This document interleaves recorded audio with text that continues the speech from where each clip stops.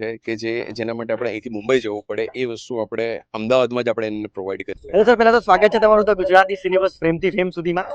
Thank you. સ્નેપર્સની થોડી વાત કરો ને યાર.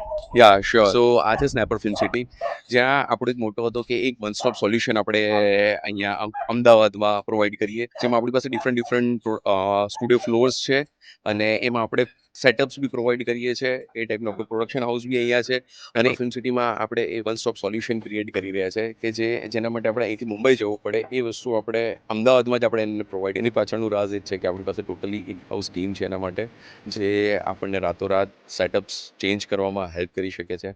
અને અમારી પોસ્ટ પ્રોડક્શનની બી આખી ટીમ છે કે જે અમે લોકો ડિઝાઇન્સ બી ક્રિએટ કરીએ છીએ અને આર્ટ્સ બી પ્રોવાઈડ કરીએ છીએ.